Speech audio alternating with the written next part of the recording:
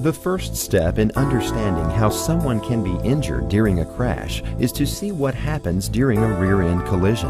The best way to do this is to study crash test footage involving live human test subjects. We're going to look at live crash tests of two different speeds. The first one is a 3.9 mile per hour crash, and the second is at 6.3 miles per hour.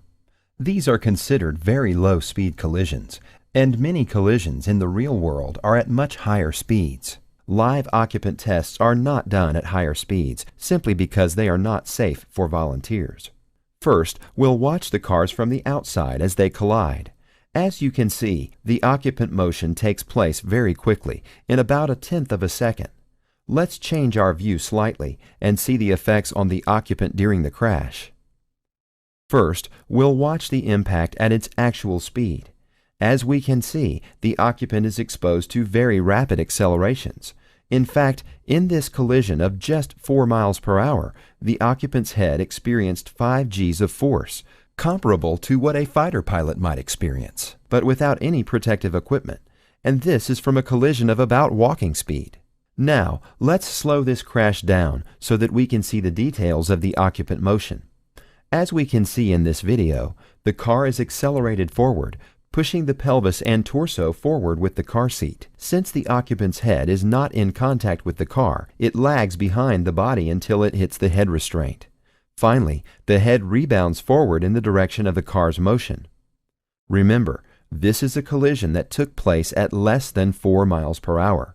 Now, let's look at a collision just a bit faster, 6 miles per hour. First, we'll watch the crash from outside the car. We can see that the force is dramatically greater on the occupant in this collision. When we move inside the car, we can see that although the speed of the collision is just slightly faster than the first crash, the occupant forces are much more dramatic.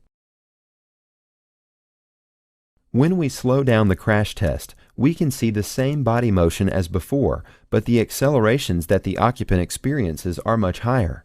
In this crash test, the occupant experienced 9 Gs of force, almost twice that of a 4 mile per hour crash. So, though the speed only increased by 50%, the forces on the occupant doubled. To demonstrate how this can result in injury to the neck, let's look at it this way.